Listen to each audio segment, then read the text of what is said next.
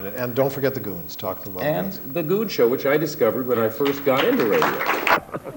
Tell the masses what we have in store, Ellington. Yes, master. Ladies and gentlemen, the Goons and myself, after a successful season of unemployment in Ghana, returning to the air for a long series of one.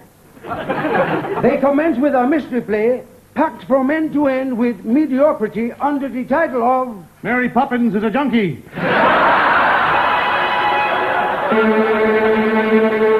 The crimes you are about to hear have been specially committed for this program. Here to tell you the story with words is Captain Harry Seagoon. Thank you. I remember when it all started. At the time I was asleep in my electrified elephant hammock. I'll say it again. At the time I was asleep. Shut up, Milligan, I'll thump you. And I began to read and learn more about them and learned that the guy I liked, not only the one that did most of the voices I really loved, but the one who was primarily responsible for this bizarre writing was a guy named Spike Milligan. We have stopped them for his sake, and we'll be coming back to that sketch when we feel like it. I'm walking backwards for Christmas across the Irish Sea. I'm walking backwards for Christmas. It's the only thing for me. I tried walking sideways and walking to the front, but people just look at me and say it's a publicity stunt. Now, the Goon Show was the surrealist, the side of us that did all of that kind of British stuff. The Giant Rat of Sumatra, in particular, I guess, was our tribute, and Anything You Want To, the Shakespeare.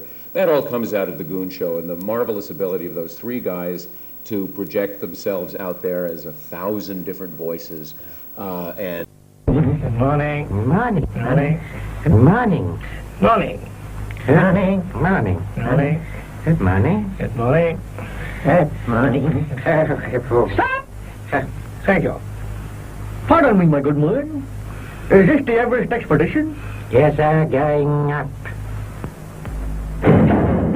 move through space Yeah. without, and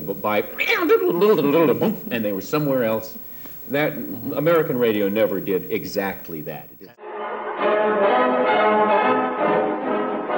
The Firesign Theater presents The Case of the Giant Rat of Sumatra. Or... By the light of the Silvery.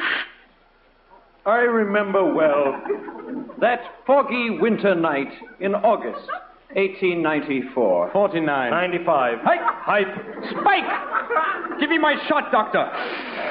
Ah, the great detective, Sure Shot Holmes, was relaxing with his feet up on the ottoman. Get your feet off me or I'll have the whole Turkish army after you, mashallah! Sorry, old man. Sure Shot Holmes was contemplating the harrowing experiences he had just undergone in facing single-handedly, with one hand only, the giant rat of Sumatra, the most treacherous, devastating, despicable, incongruous, and intrinsically boring case we'd ever undertaken. Homeless lad, how do you spell bummer? R-A-T. Oh, Gad, Beeson. How I wish I were interrupted in the midst of these interminable memoirs by a furtive knocking on the door, bringing us once again an unfathomable and unpardonably perplexing case of deception, treachery, and Victorian intrigue. You take another shot. How do you spell that? Aha, my pleas have been answered. I deduce by that knock that on the other side of the door stands a short black man with a great beak of a nose, wearing tails and a feathered boa. Beeson, open the door and prove me correct. Nevermore, nevermore. Oh. It's a raven, Holmes. Don't be fooled. It's that damned Moriarty in one of his devilishly clever disguises.